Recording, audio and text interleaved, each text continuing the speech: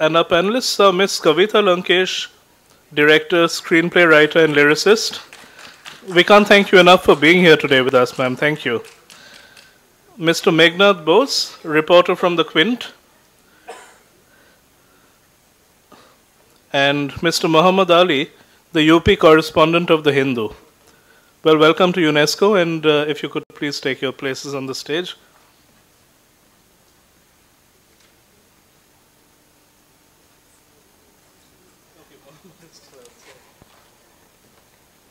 Okay.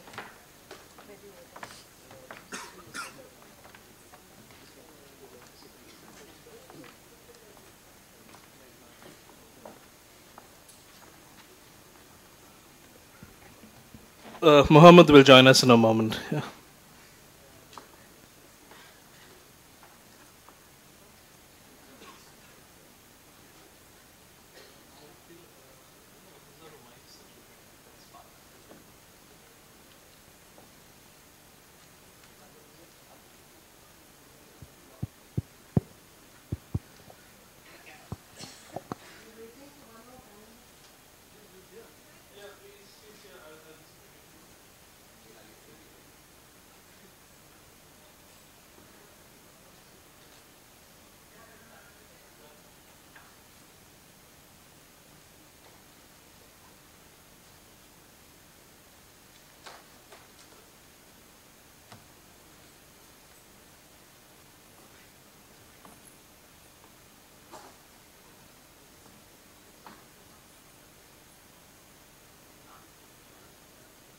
Should we begin?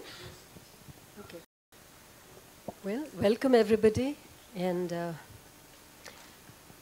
I should begin by thanking UNESCO for giving me this opportunity.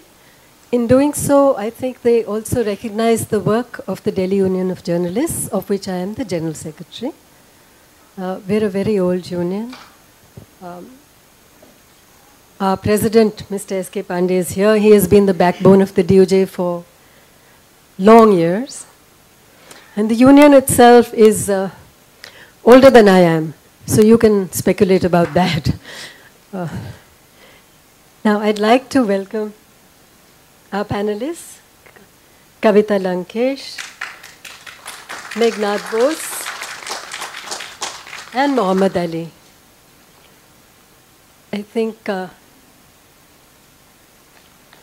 I did prepare a bit of a formal kind of speech, so I'll read out bits of that. And I don't think too many,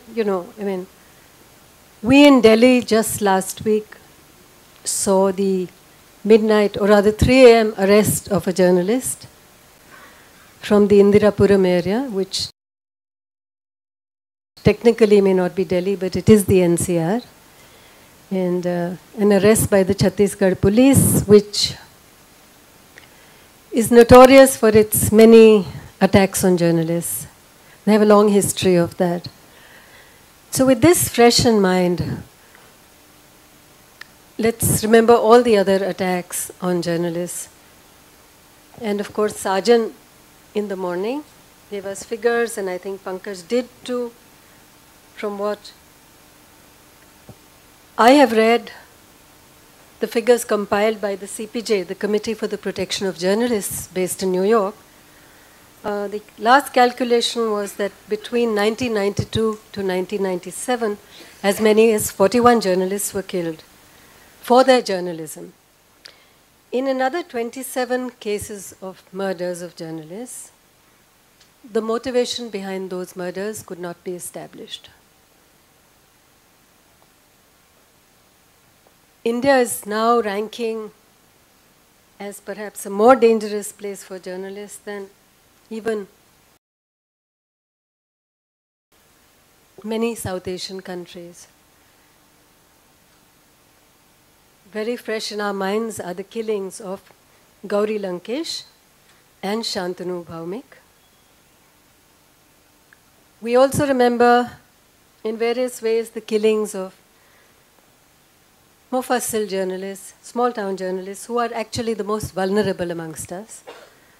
There was Rajdev Ranjan of Siwan, who was shot dead in May 2016. In June 2015, Jagendra Singh was brutally burnt to death in UP. In July 2015, the Aaj Tak journalist who went from Delhi to cover the Vyapam scam, or rather the Vyapam murders, was himself poisoned with a cup of tea during an interview.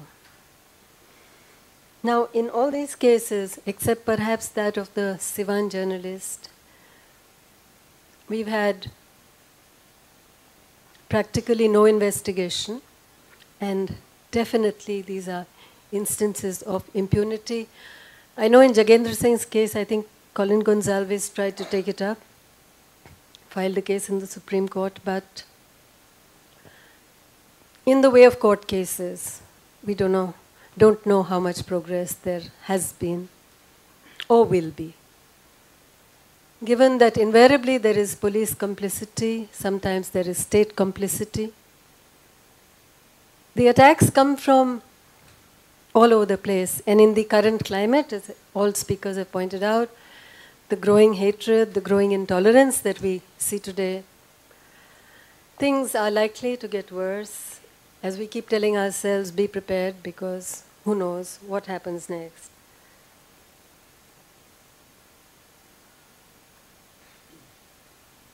Now, as for the Chhattisgarh police, I have to recall that apart from the killings, there have been other kinds of attacks, and Santosh Yadav was arrested in 2015 on charges of being a Naxalite.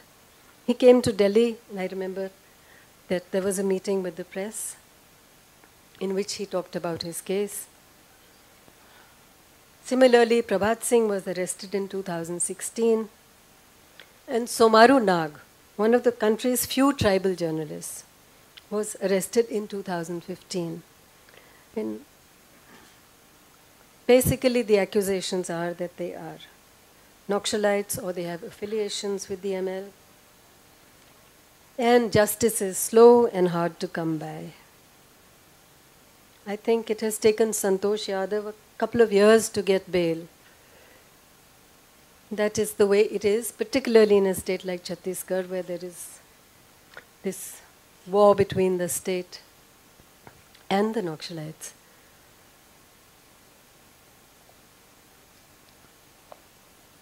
Then we also remember that Malini Subramaniam was arrested, not arrested, but she was hounded out of Raipur. Her family was under threat, and all this because she was covering the atrocities on tribals in the state. And of course, journalists are not the only ones under attack in these situations, because the Jaglak group of activist lawyers was also thrown out. So were academics like Bela Bhatia and Nandini Sundar. So there's a long list there of various kinds of attacks on people, and of course impunity. In Kashmir, we know that journalists live under constant tension. There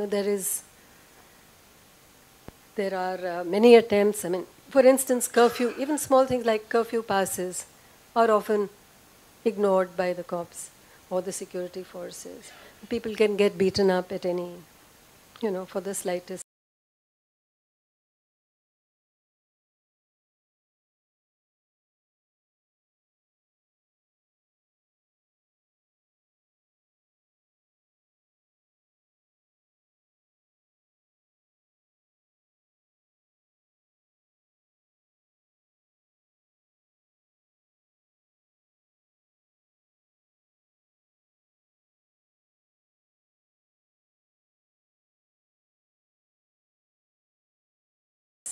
Infraction.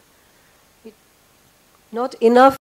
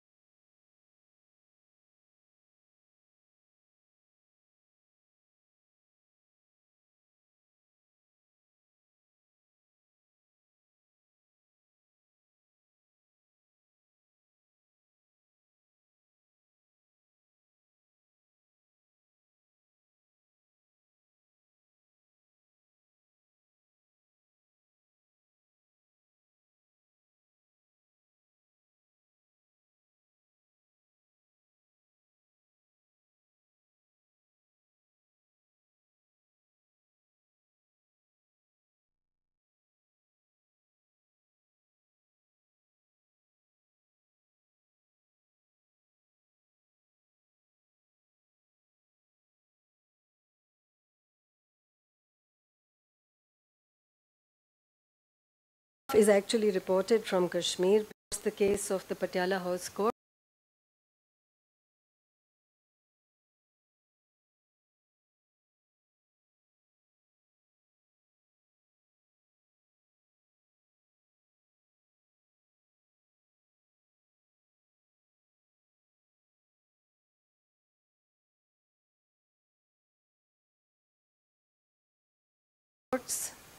Where many journalists were attacked, and where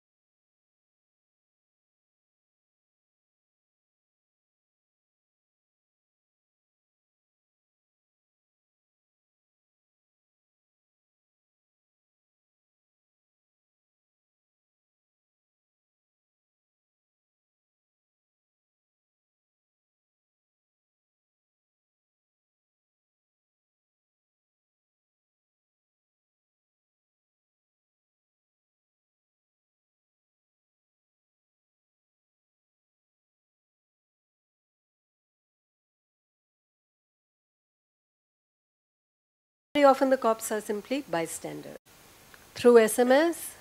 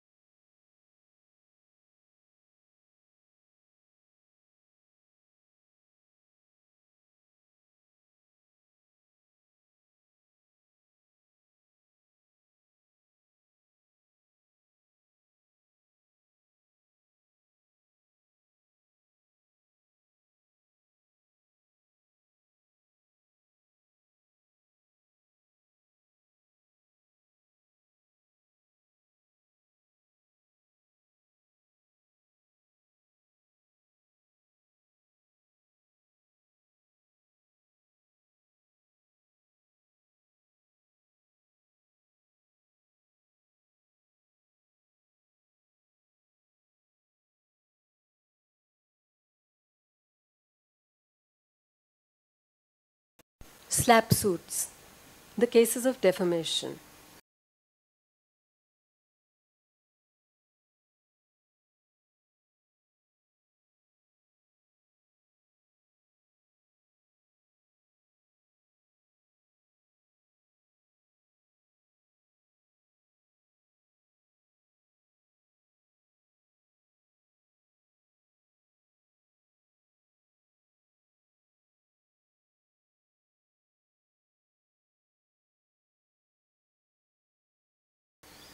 There is now a long list of defamation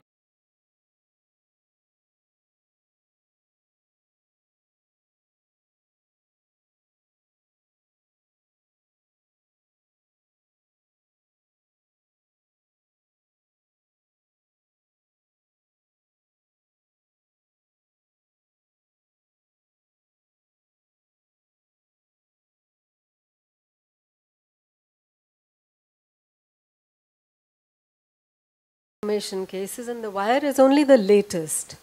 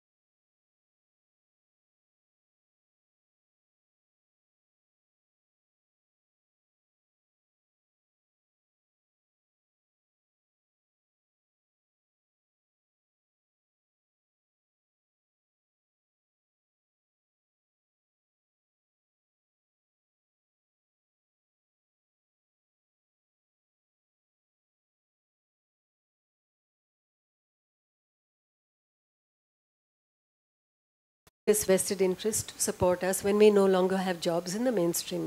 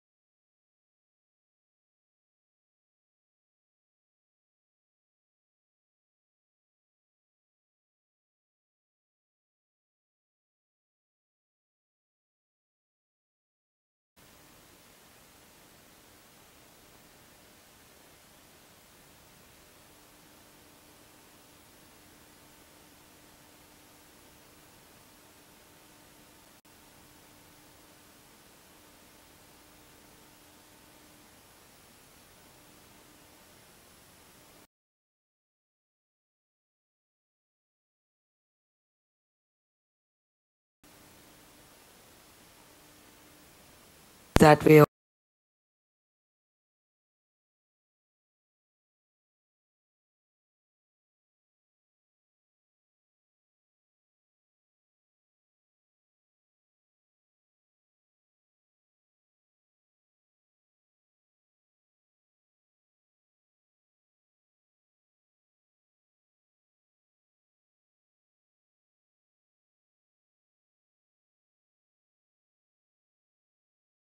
We were not really concentrating that much about what she was doing.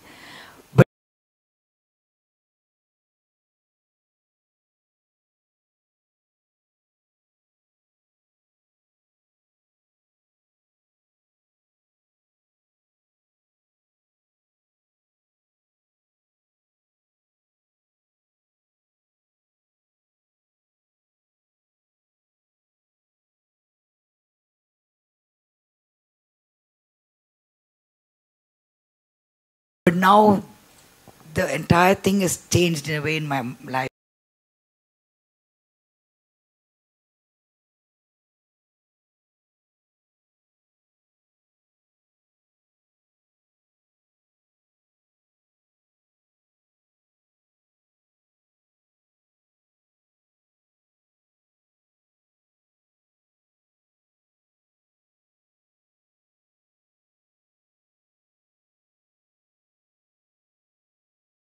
Our lives actually, because I'm realizing how important she was.